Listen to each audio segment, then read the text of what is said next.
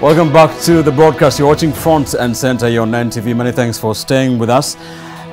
We want to talk about a couple of things that have happened this week. Of course, top on the agenda is the Hustlers Fund that was launched by the president yesterday. One of the key points of the Kenya Kwanza manifesto, and of course the bone of contention inside Parliament, especially with the Kenya Kwanza Brigade hell-bent on ousting 4 embattled commissioners of the electoral body IEBC, Vice Chairperson Juliana Cherera, Commissioners Justice Nyang'aya, Irene Masit, and Francis Wanderi. The National Assembly's Justice and Legal Affairs Committee today did seemingly seal the fate of those 4, urging the president or recommending to the president to suspend the 4 pending a tribunal that will be formed by the head of state to investigate the 4. So we'll start with the Hustlers Fund. Let's listen to what the president had to say as he launched that fund around 24 hours ago. Listen. Mwenye hana logbook, mwenye hana ndugu ambaye anajulikana, yule mwananchi wa kawaida pia na yeye anaweza kupata pesa ama mkopo kwa bei ama riba ya chini, na anaweza kuendesha biashara yake ama anaweza kujisimamia kwa njia ile amepanga mwenyewe. Leaders allied to the Azimio One Kenya coalition political party were fast to rubbish the Hustlers Fund, as they have been doing for months. Let's listen to their reaction to that launch. This money was supposed to be free money given to the youth, men, and women in this country as capital to start business. But what are we seeing now? We realize that the president was making mere statements of puff, and there were misrepresentation of facts. Regulations have quickly been channeled without sufficient public participation through the Committee of Delegated Legislation, sneaked into Parliament and voted, and the Exchequer is going to incur 50 billion. We are very clear. We are not begrudging the hustler or the common person the opportunity to get money or to get credit. But let this be the promise that the Kenya Kwanza people gave to these people. All right, that happened yesterday. Of course, Kenyans have been taking up those loans for the last 24 hours, and we did report earlier that around 400 million has been disbursed. We have also sampled comments from Kenyans on their experience in the first hours of the Hustlers Fund. A lot of them a group of them seem to be saying that this money is too little to do anything to help their hustles. So they say. I'm joined in studio tonight by political risk analyst Dismas Mokua, governance analyst Bina Maseno, and public policy analyst Sylvester Kasuku. Ladies and gentlemen, many thanks for joining us tonight. Dismas, let me begin with you. The Kenya Kwanza manifesto spoke about many things. The Hustlers Fund did stand out, and naysayers to the Kenya Kwanza government were saying that this was just hot air, to use their colorful language. The president did launch it finally yesterday. What are your first thoughts on the Hustlers Fund? Well, you know, most politicians, when they're running for office, they make promises, but probability of meeting those promises once they're in office is substantially reduced. But for President Ruto and Kenya Kwanza, they've actually delivered on one of their key promises within 100 days. And on that, they deserve a pat on the back. But what they now need to do is to manage expectations, because majority of the hustlers expected large amounts of money, but a number of them have been disappointed, saying, wait a minute, I've made an application, I've been given 500 shillings. Did they overpromise? Did Ruto and the Kenya Kwanza team overpromise during the campaigns? Well, you know, they just indicated that we are going to give you the Hustlers Fund. They did not indicate the amount, but I think majority of the hustlers expected that it was going to be very substantive capital, maybe 100,000, maybe up to 1 million. But now when you make your application and then you get 500 bob, then a few people now start rolling their eyes.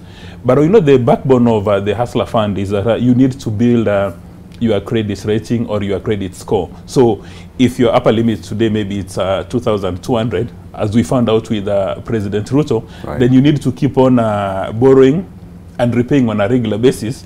Maybe in a year's time, your rating would be extremely high. But again, when you look at the leadership offered, one comes to the conclusion that, in fact, they've got some top human capital running the show. For instance, the PS nominee for MSME, Susan Mangeni, during her interview, she demonstrated that she's got capacity and competence to run that docket. And when you're developing any product, obviously there is feedback. So I suspect there is a core team that is actually listening to feedback from the hustlers. And in the next phase, as they try to enhance the product, they'll be able to take feedback into active consideration. All right. Bina, what is your initial reaction to this? Is this kudos to the president? What do you think? I think, first of all, as someone who heavily works in the community with young people, when the fund was launched yesterday, I would have expected to hear what are the gaps they're looking to even seal with this particular fund. You know, what did they learn from a youth fund that is not working, that they're actually going to use that learning and streamline it to strengthen this particular fund? Because President Kibaki came with his own fund. Then President Uhuru as well introduced another fund, right? And then now we have President Ruto introducing yet another fund, right? So what have been the key learnings? What are the gaps, you know, that we are strengthening to ensure that if we're actually introducing a new fund, it is sustainable and it is able to work? Two, public participation when it comes to people understanding how this fund will work and giving feedback. Because even when you say it, people are saying, oh, the money is too little. Like, were those some of the views they collected when they were actually considering and creating this particular fund? And even for the young people as well who are borrowing this money, just feedback even from the community. Some of the reasons why some of the challenges that are actually facing, whether it's the youth fund, whether it's the Wezo fund, is even ability to manage the loans that you actually take, you know, because that process of, okay, you've taken this knowledge sharing, how are you going to manage this fund, how are you going to manage even financial literacy skills to ensure that at least you're able to even pay your interest, able to pay that money back. So for me, when I look at all those gaps, and even when I hear people applauding that, oh, 600 people are borrowing per second, I think that actually is a sad affair for me, because it just shows the state of unemployment in this country. Literally, you know, how are we going to be paying back those loans? So those are like my thoughts currently. So I'm waiting to see how that will roll out, and also waiting to hear where they're going to actually, the source of that particular fund, because it was not in last year's budget. When the budget was being read, it was not captured. They did not speak about it. So I'm just curious and have all these questions as well. It's a good question. Sylvester, 400 million borrowed by Kenyans in the last 24 hours. Are Kenyans taking it up? What do you think? Definitely, picking from what Mokua and my dear sister here left it. Number one, we know that we've just come from a political competition exercise. And what usually gel out of this kind of competitions is that once an instrument of political competition becomes government policy, or is adopted as government policy, then number one, it binds the government. Number two, it draws government resources or public resources. And we know that government resources, whether you are talking about national government, you're talking about county governments or local governments, these are resources that are driven from taxes, or they are drawn from taxes, they are drawn from charges, they are drawn from a number of instruments that are actually, you know, collecting funds from the public or from users of government services, among many other things. Number two, we also know that previous funds, as has already been shown in many policy documents, had issues of bureaucracy, and equally did not respond well to address equity issues, particularly to those that needed the funds. And many a times people are asking, where can we get these monies? Even the youth fund, sometimes people are told to come in groups. Yeah. And this matter having been addressed politically during the last election, that utaipata, you'll get it irrespective of who you are. And looking at the clip there, I think there was a fertile ground that the president has found, that he has actually gone now directly, and he has made that money available. Kenyans getting it to the tune of about 1.4 million Kenyans getting that money in under 24 hours, irrespective of the amount. And the most interesting thing is that current market trends have equally shown that there is appetite even for those small amounts of money, even through Fuliza, among others. And this was also part of the debate during the competition, that Kenyans are borrowing the least amounts to survive, but at the same time, these amounts are overcharged. So there was a fertile ground to actually jail an instrument of government intervention. And I think that is where the Kanye Kwanza government have actually come in. All right, thanks for setting, all of you for setting that base. I want us to take a quick commercial break, pay some bills, come back real quick, and talk about some of the issues that Kenyans are raising after the first around 24 hours. A lot of business people that we interviewed saying that that amount is too little. We'll get into the structure of that Hustlers Fund, the loan you take, and the difference between it and previous funds. Are there any lessons that have been drawn? We'll talk about all that when we come back. Stay with us.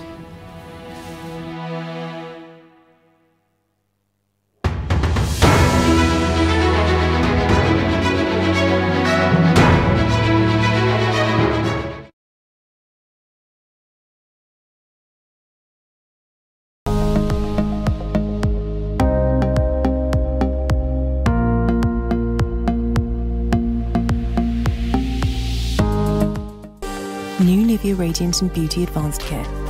With 5 oils and 5 vitamins. 48-hour nourishment. Helps reduce appearance of stretch marks in just 2 weeks. New Nivea Radiant and Beauty Advanced Care. For your shade of beautiful.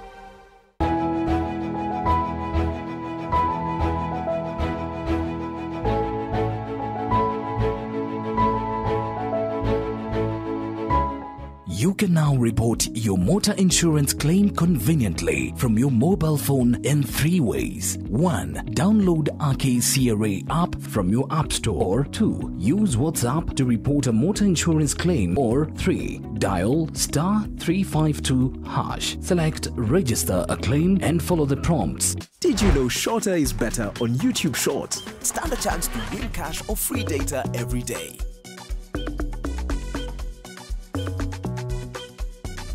Buy the daily YouTube for 10 bundle and stand a chance to win cash or free data every day. Buy the YouTube for 10 bob bundle. Create a YouTube short with a hashtag shorter is better. Best video with the most likes stands a chance to win weekly cash prizes.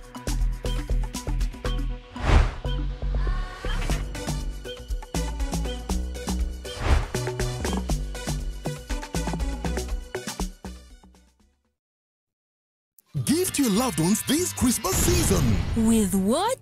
Optiven is offering you a variety of exciting properties.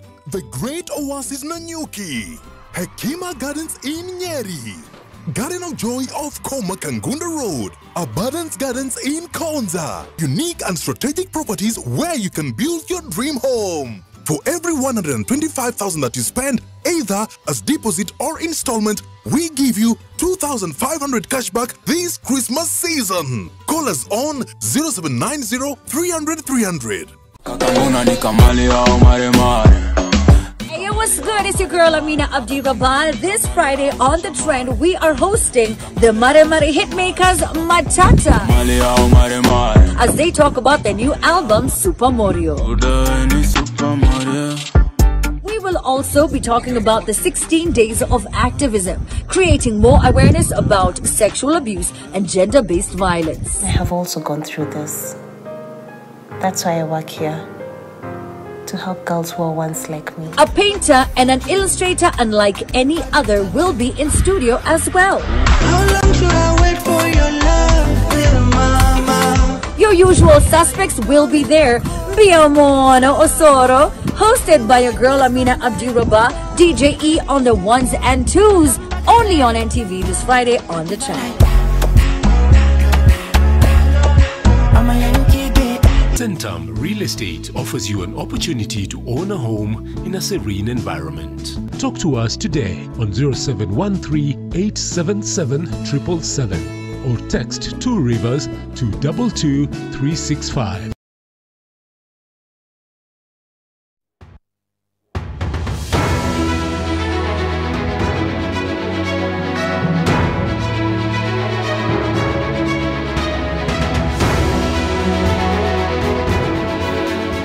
Welcome back to the broadcast. This is Front and Center here on NTV. We're talking about the just launched Hustlers Fund by the President, 50 billion fund that Kenyans are already taking up this month. Before we go into the experiences of Kenyans in day one of this Hustlers Fund, 50 billion, where has this money come from? There are questions, there are all these policy questions that are coming. We have not seen Parliament, for instance, getting involved. There's no supplementary budget. Are these questions that are valid? Well, I think every single Kenyan has got an opportunity to ask whichever question they deem fit, because that is captured in our constitution.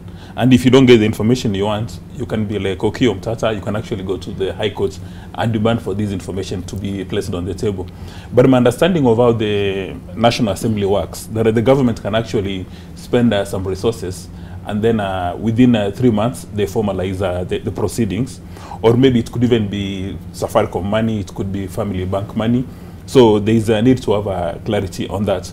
But in my view, the main question is what my sister here has raised, is that what is the difference between this fund and the rest, which may have not been a huge success? And in my view, it's two things. Number one, if you're looking for the youth fund or Uwezo fund, you need to have a collateral. But for this one, there is no collateral.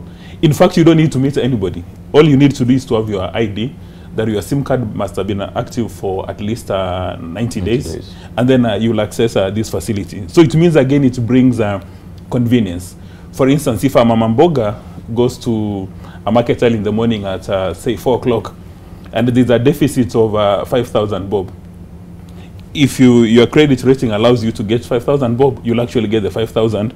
And if you do yourself, you can repay in the evening. But if you wanted to get resources from these other funds, you have to present yourself in person and meet a committee and engage in deliberations. You give them security. It needs to be valued. So it's a cumbersome process. But this one brings that convenience. And there is no collateral, apart from your ID. Because I suspect your ID is going to be attached to so many products that if you try to run around, then you'll find yourself in trouble. And listening to what the president spoke about yesterday, this fund also gives you 3 things. Number one, that it will give people financial security. Then it gives people a second chance. All the people who've been blacklisted by the CRBs, who ordinarily would not access any resources, now they'll have a chance. And then there is that financial inclusion, which I think is a good thing. And for the issue of the quantum, the amount of money people are securing, it's incumbent for them not to always go with this firefighting approach to issues or wanting instant coffee. That you want to set up a car wash today, and you're expecting that you're going to get 100,000 from the Hustler Fund. All right. Yeah, you need to be patient and build your rating. And then at some stage, you would even qualify for a lot of resources. And also the president indicated that there's going to be the second level, which is going to be launched early next year. So maybe majority of people who want now heavy investments will qualify. And also this fund now has set the tone moving forward on how people are going to engage in borrowing. Because if you can get resources at a very manageable rate from Hustler Fund, then all other digital lenders are going to pick you and they listen to the tone carefully. All right. There are those who are saying that it will save people from the likes of, the fintech companies. But story for another day. Bina, in your earlier question, given Dismas's explanation, are you satisfied that there's a difference between this fund and previous funds, many of them that we've seen? When we are even running programs on economic empowerment at the community level, you find that sometimes even when young people come together and the ideas that they come up with. Sometimes maybe they want like 20,000 or 30,000, or maybe someone wants to buy a boda boda, which is probably what, like 60 or 70, right? So when it comes to maybe a young person, maybe who's in CRB, and the credit score is poor, and the only amount they can access is maybe 1,000, and maybe that goes into them paying their rent and not necessarily investing in a business if the business idea they have costs like 20,000. So I think it's still a challenge in terms of you still funding that business, you know, because if you're already in business, like I mentioned, yes, you run a kiosk, a vegetable kiosk, then that's, you know, that's okay, it can work. But then if you're actually starting something, then there's still a challenge, you know, even just movement to and fro, and maybe your the first resource you got is 1,000. Just moving to and fro to just go to, let's say, Gikomba to get something, you know, transport, and then money for stock, you know. So I think it's still a bit of a challenge, but then let's give it time, because at times, you know, we also criticize things at the initial stages. Right. So let's give it time and see the reception from also people, majority, who are jobless, because we saw the data, only 9% are actually employed and pensionable in this country. So it means majority are actually not employed, and majority also have maybe families or young families, and probably depend even on this particular fund to meet their basic needs like food, you know, so yeah. All right. Sylvester, this is supposed to target Kenyans in the lower, you know, parts of the economic pyramid. From a public policy perspective, is this a good fund in a glance, at a glance? Well, what I would like to say is that from a public policy perspective, we must be reliant, or we must rely on data science.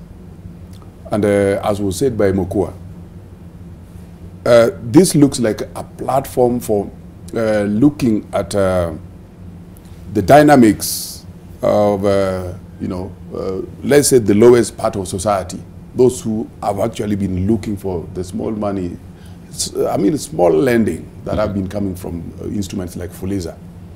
And if they are to build credibility from this, then data science is going to inform the way forward.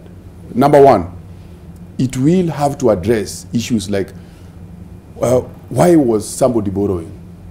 How much did you get? Was that what you expected? If that's not what you expected, then what did you do with the money? Did you pay the money back before the deadline, such that maybe you benefited from you know, the rebate in terms of charges that are supposed to accrue if you pay later? Maybe if you did not pay, why didn't you pay? If you are given a chance to pay, will you pay later? Will you also be able to borrow later if you are not satisfied with what you borrowed? So these are some of the issues that need to be addressed. At the same time, the utilization level will also need to be assessed. And all these will actually need to go through a series of analysis. And they will have to be deliberate, they will have to be publishable, and they will have to be available for public consumption, up to including part of building knowledge base around you know, small-scale lending or lending to MSMEs and the like. And of course, basing on the data that we already have in the country, we know that about 98% of MSMEs are actually the ones that are one business person or two people based. 1 to 2 people based, 98% of them. And this involves MSMEs that are employing about 14 million people, close to 8 million enterprises. Right. And we still know that 75% of the unemployed population are actually the youth. So if this particular instrument is supposed, therefore, to function, then it means we must have a data science built around it that therefore provides a sense of credible data about people, individuals, and up to including firms. So therefore, going forward, it will also build other policy instruments that will therefore go a long way to build it. Whether we are talking about the goal, the major goal that it was. For now, since maybe it is at pilot stage, we might not be able to say what are the impacts. But those will need to be measured along the way from the pilot that it is. All right. Because looking at the 50 billion mark, what has been given out is actually 0.8% of the 50 billion, which therefore means this is a learning stage. So from public policy point of view, this is a learning stage, but data science needs to be built around it. All right. And I will speak up more about some of the issues later. All right. Let's talk about to that issue of the hustlers themselves. They call themselves some of the Kenyans we talked to today, and a lot of them were business people, mamambogas, people selling clothes, saying the amount of money they were getting is too little. Somebody says he was given 600 shillings, but of course he received, or 500 shillings, receiving 477 shillings, saying cannot do much with that. But listening to the president, what did the president try to explain about how this works in terms of those amounts of money that you qualify for initially? Listen. If 90% of all these lending platforms are lending between 100 shillings and 2,500, that tells you how important or how much 500 shillings or 1,000 shillings is. This must really come to you. Is there a demographic that this very little amount of money, by a lot of people's standards, means a lot to? Whether it's for business, what the president is saying, you're saying that data tells him and his team that 90% borrow between 100 and 2,500. So is there a demographic that this is addressing quite importantly?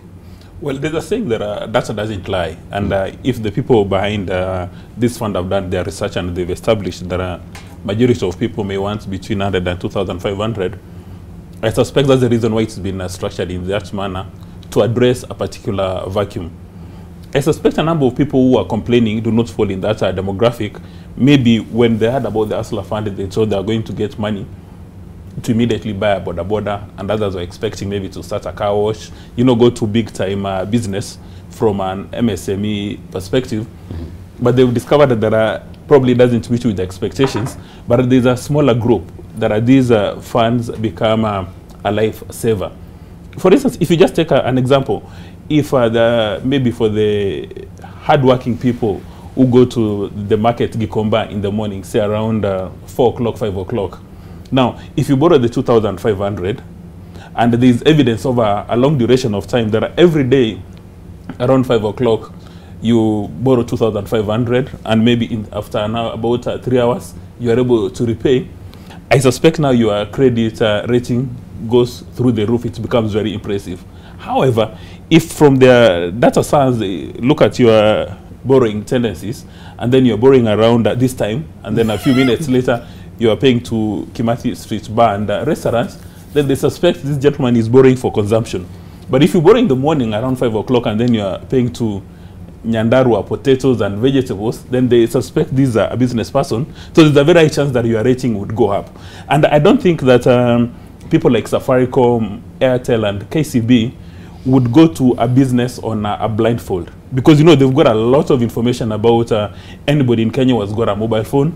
They probably know what time you go to bed, what time you sleep, the numbers frequently called. So they can actually tell that around 4 and 5, you are calling Nyandarua potatoes, you are calling Gikomba vegetables. So they know that you are doing business. So probability of you repaying is extremely high. But if in the evenings they say that all the money is going to, wines and spirits and everything else, probably it compromises your rating. So in my view, the 2,500 would be a result of research.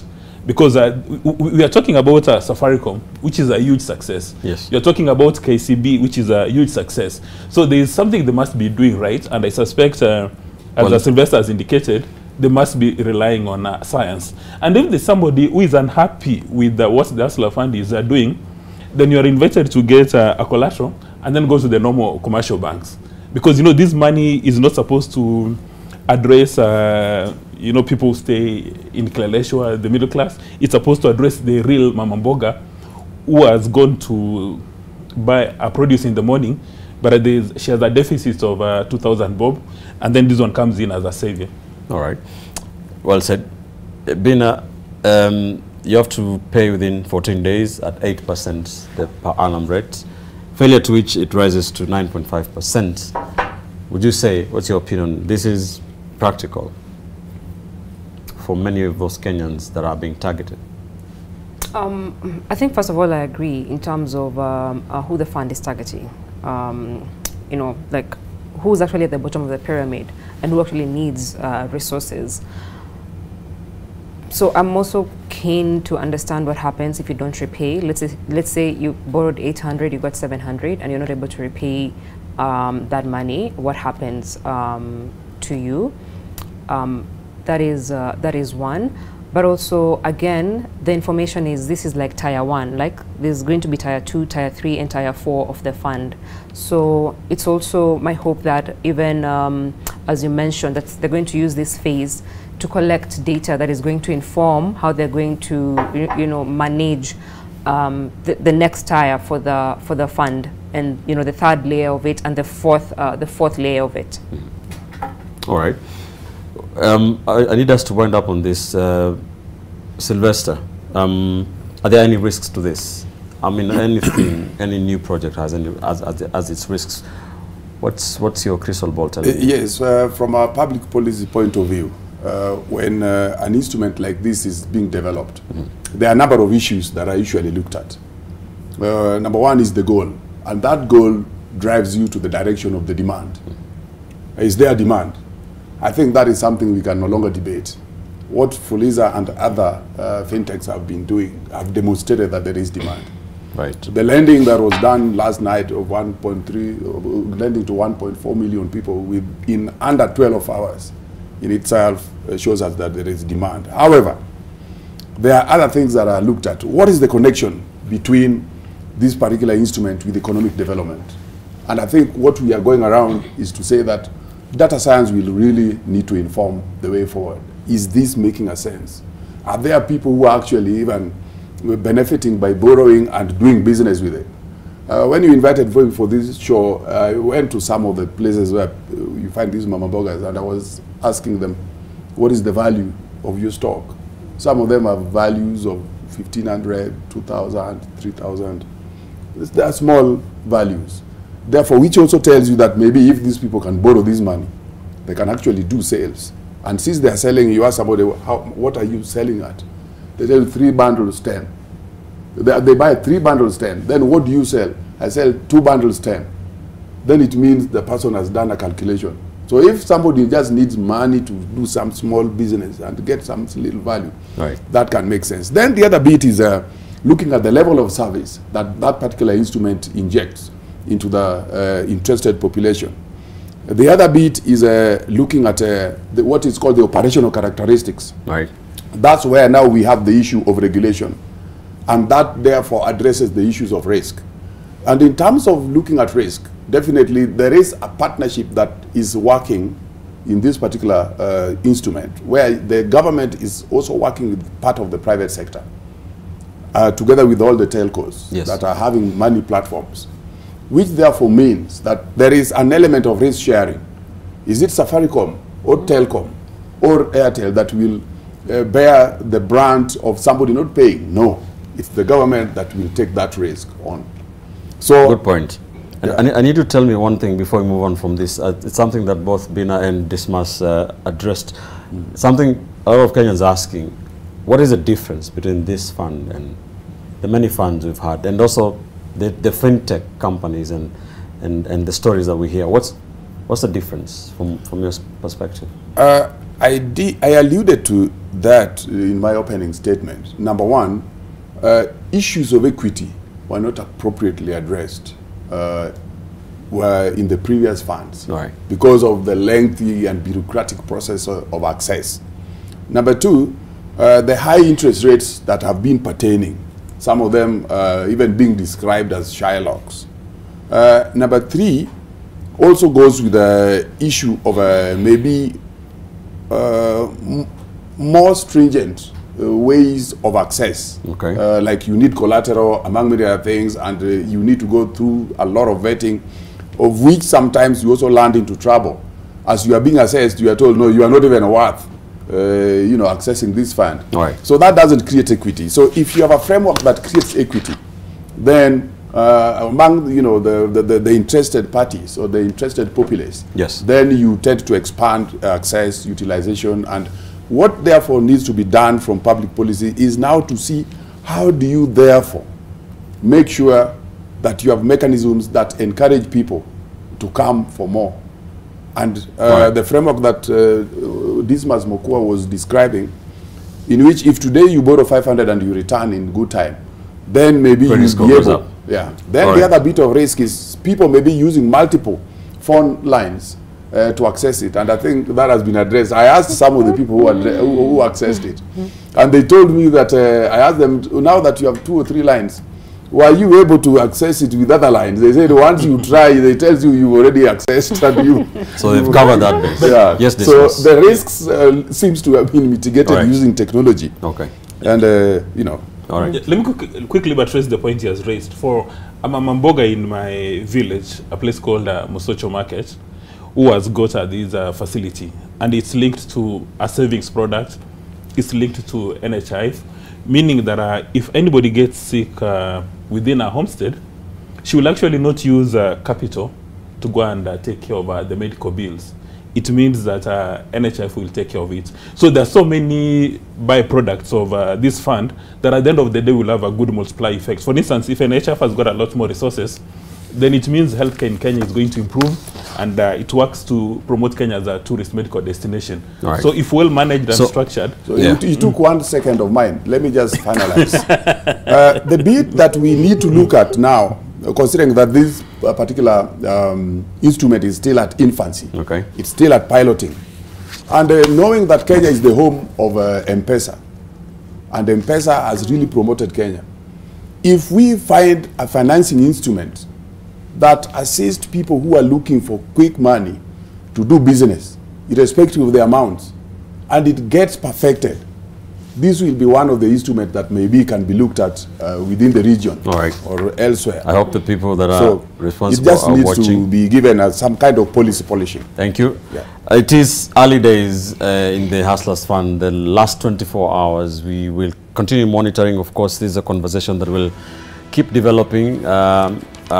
Kenyans still waiting to see how this works for different cadres of Kenyans. So it's a conversation we'll keep an eye on for you. Let's take a quick commercial break here on Front and Center. When we come back, we shall switch gears to another big issue in this country. Of course, that is what's happening at the Independent Electoral and Boundaries Commission, IEBC, where the four commissioners who differed with the chairman in the last election are being bundled out of office. The JLAC committee urging the president or recommending the president to suspend them as they are being probed.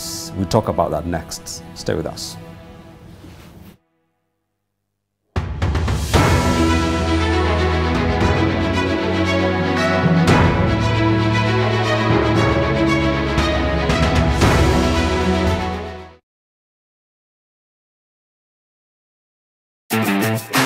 This week on The Best Of, we look at what it takes to keep avocados constant. You only learn you have the wrong seedling after 3 years. Then you say, oops, wrong fruit.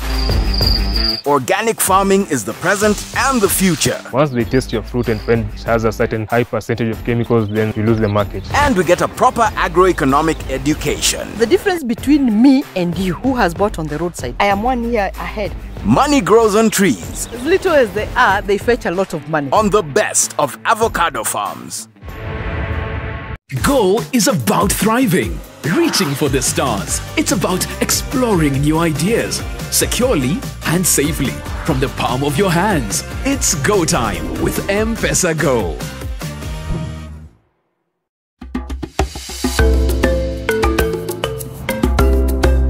When you look at the climate change, particularly more specifically if you look at Kenya, it is actually devastating. Kenya is facing one of its worst drought in maybe more than 40 years. There are some places in Kenya which have not seen any rain for the past 4 years. We hear livestock have died. Up to 2.5 million animals have died. And you can imagine the number of families that have been affected by that situation, particularly the pastoral communities who depend on livestock for their livelihood. They are now totally, completely destitute. They have no means of supporting themselves. And that is why you are finding that the relief food, people have to be given relief food, otherwise they actually perish. I, Wilfred Kiboro, will be attending the Kusi Festival of Ideas 2022. See you there.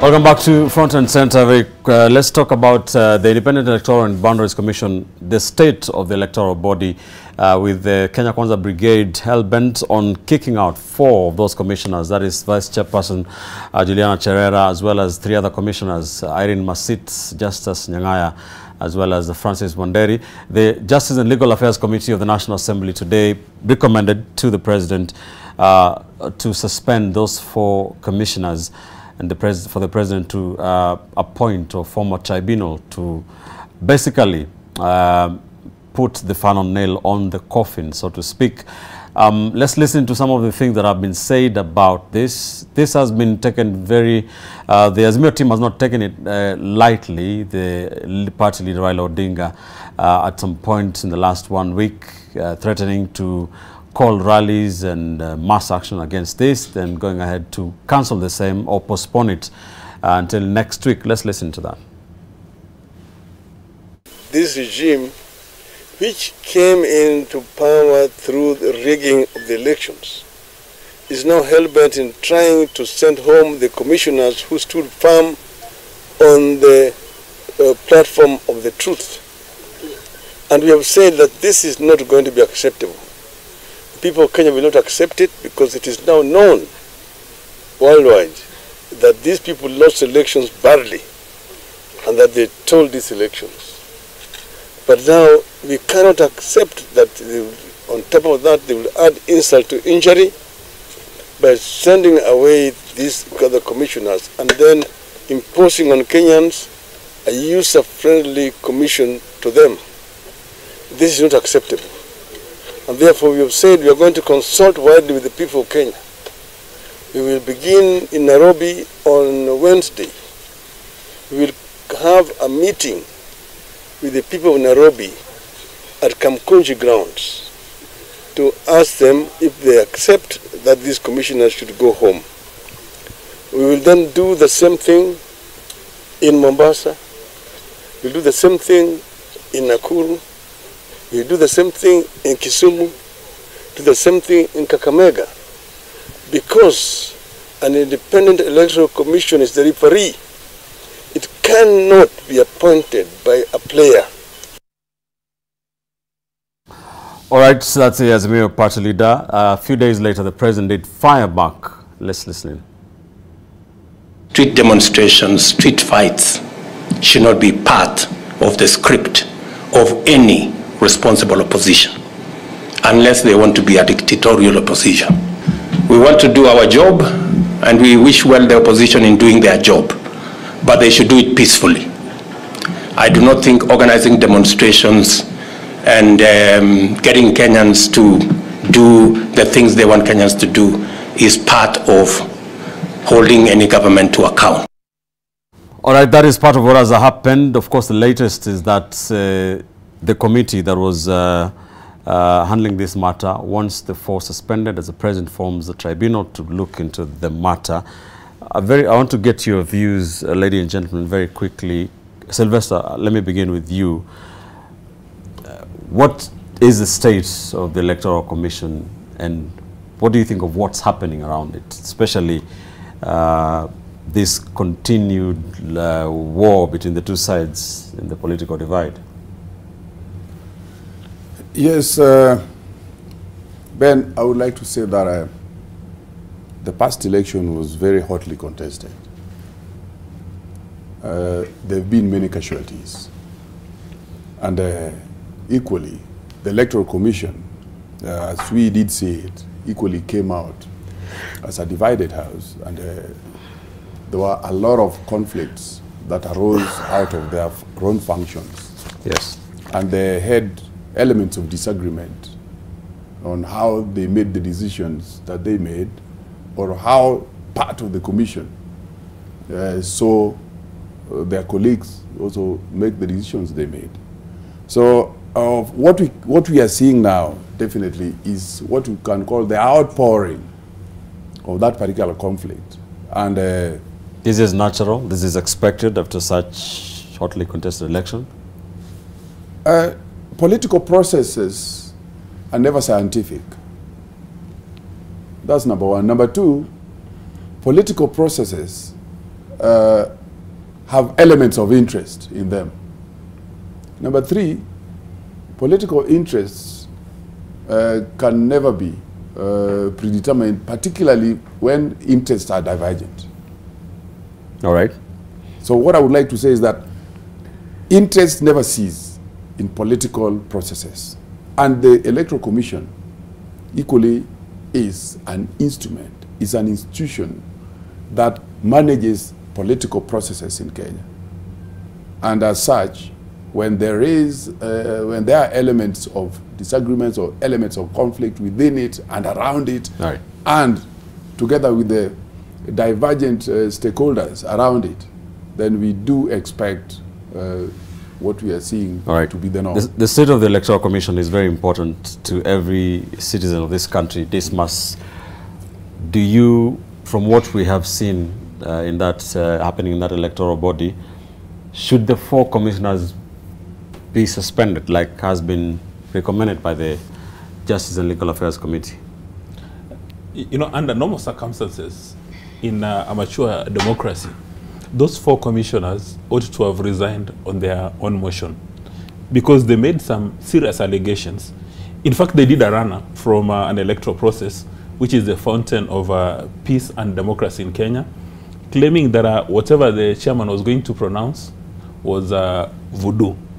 And then they presented their own numbers. You remember the decimals, and even people came up with Cherera mathematics.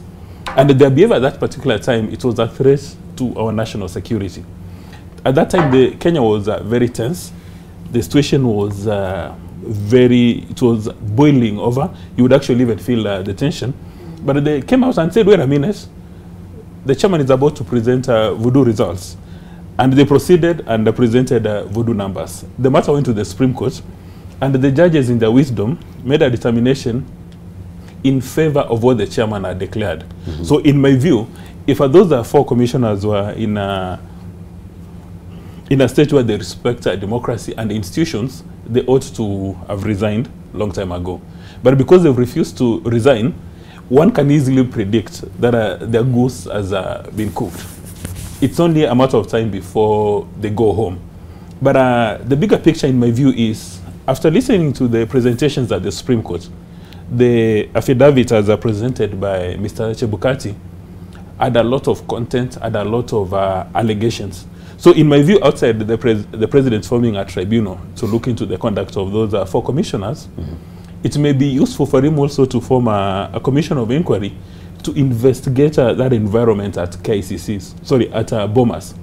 Because Mr. Chebukati indicated that while he was having a cup of tea, he saw public servants of rank from the defense sector, from the security sector, hovering around him and breathing on his neck.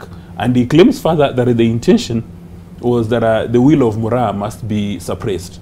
So in my view, if we don't have a commission to investigate and find people who are guilty, and then they pay for it, it means that every 5 years, there's going to be an occurrence. It's going to be a repeat occurrence because the people who Chebukati makes strong allegations that they were breathing on his neck, if nothing happens to them today, if they just walk away into the sunset with their hands in their pockets and whistling away, the next 5 years, people will say, wait a minute, something happened 5 years ago, there were no consequences, there was no pecuniary consequence, no criminal consequence.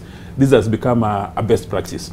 Because we cannot afford to have a nation that every 5 years there is a political tension on account of officers at IBC and on account of politicians. Right. We need really to sanitize it, and anybody who is found to be guilty, errors of either omission or commission, they must face the music. You remember those old programs, they would say that ndio awe funzo kwa wengine ambao wana mafikirio kama hayo. Bina, there are those who say it's the politicians to blame for trying to influence in one way or the other, whether directly or otherwise. That always brings issues to the electoral commission. What do you make of what's happening at IBC today? I think I'll support both gentlemen. They brought it out very well, and mine will be brief in the sense that he did say like it was a very hotly contested election. We saw Kenya Kwanza presidential candidate 7.1 against Azimio presidential candidate 6.9. The margins were very, very small. And because of that, even how both sides are going to respond to this matter, and the committee and the responses from the committee is going to determine even how followers from both sides actually view the matter. So I think also just in terms of the professionalism with which even politicians are going to handle this matter is going to trickle down to even how we're having these conversations at the community level. Because if you support Azimio and the Azimio leader declines or rather says we're going to go to the street, and then the Kenya Kwanza. So I think for me, it's also to urge the leaders in terms of how they're discussing these issues and how they're coming out to face the public, to be a bit cautious, because it trickles down to the community, and sometimes people take it as just basic truth in terms of what they're listening, especially if your source of news and information is television and social media, you see, yeah. All right. Sylvester, as we wind up, was Raila right to call for meetings to rally Kenyans and oppose that decision by the president? I think you are giving me a very big task to have a truthometer and to have a judgment. What is your opinion on it? My opinion, first of all, is rested on matters the Constitution. It's constitutional right as a political leader to air his opinion. Number two, political processes, as I did say, are matters of interests. And as we've already said, that the last election was very hotly contested. It equally seems, even among the populace, maybe even emotions have not yet settled. There are many times. Having said that, what does that say about calls for mass action? It's not a leading question, it's not a trick question. I don't want to go your way, but I would rather finish the statement I was making. In that, where we are now, there are still elements of people still maybe being at a political roundabout. You know, when you're at a roundabout, you are either exiting, going that way, or you're going that way. But if you are maybe as a political, what do I say, a political population are still looking for what is the way out of here, or what are some of the issues that we need to understand here, then those kind of situations sometimes give rise to still continued disagreements, even when you have already come out of an election. All right. And I want to give you some flashback. When Moi won the election of the year 2000, and that was 1992, isn't it? Right. Yeah, 1992. We saw how the country was. Of course, that was the first time when we had a fierce opposition that faced him, but it was split. People agreed, okay, let's go on. Moi again came back in 1997. It actually created a situation in which maybe there were elements of discussion. People were starting to think, okay, we have lost, but we are Kenyans. Then we came to the year 2002, when now President Kibaki came on board. Again, that was a major electoral, event that changed this country. And from there, we saw now the 2007 election, which again now ended up ushering in the Grand Coalition government, in which again Kenyans had a conversation and people settled. Then we had the 2013, which there was another regime change. And for 10 years, again, the politics have also been changing as the constitution changed. All right. And as the political environment. So you're saying this is the nature of Kenyan politics? Yeah, and as it matures, it also evolves and also becomes complicated in a way. Okay. But at the same time, people become more aware. And with social media and with a lot of political activity. Well said. We need to wind this up. Dismas, give me your final thoughts and give me answer the question of the call by Azimio to have some rallies to oppose that move by Kenya Kwanza. Then they, of course, called them off, promising to have them next week. What's your take, real quick? You know, Mr. Raila Odinga is a highly regarded politician. He's an enigma. And during the prior elections, he has indicated that it may not be useful for Kenya to be in a campaign mode for 5 years.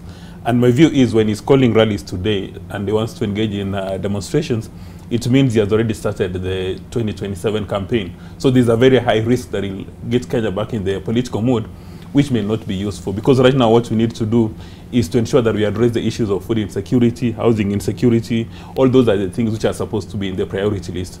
Now, because the Raila supporters are largely emotional and irrational, if he tells them come to the streets, a number of them will go to the streets, and that may be an inconvenience. And finally, on the Hustler Fund, as the administration keeps on reviewing the product, it may be useful for them to engage the key stakeholders like maybe KEPSA, Kenya Association of Manufacturers, and engage individuals like the chairman of the Juakali in East Africa, a gentleman called Richard Muteti, so that they develop the product to 100% respond to the needs of the individuals. Because you know, sometimes there's a risk that if people are in a boardroom, normally when they're taking decisions, most of the time the intended beneficiary is not in that boardroom. So it may be useful to consult everybody, so that maybe by the time they go to the second phase, the first product has been thoroughly polished, to use the words of Sylvester, that it needs a policy polish. All right. Bina, have the final say today. What's your final thoughts today? Again, I'll be brief and say that on the Hustler Fund, in this Tier 1, I'd be keen to see how we're also going to conduct public participation to strengthen the fund, because people really need resources. You know, if guys are not even employed in this country, people really need the resources. And then number 2, just the focus on the different sectors, you know, reducing the high cost of living, and I think even as I said, food insecurity issues, mitigating climate change issues, and also even us understanding that we need to work together, whether it's civil society, whether it's the business community, in terms of just building and supporting the government in terms of the initiatives that actually introducing currently. All right, thank you. Many thanks, ladies and gentlemen, for joining me tonight on Front and Center to help us make sense of some of what's happening in this country. I've been joined by public policy analyst Sylvester Kasuku, governance analyst Bina Maseno, as well as political risk analyst Dismas Moko. Many thanks. So we leave it on Front and Center tonight. Thank you for watching us. Be sure to join us every Thursday as we try to make sense of what is happening in this country, in governance and in politics. For all of us here on the show, we do appreciate the privilege of your time tonight. I'm Ben Kitili. Good night from Nairobi.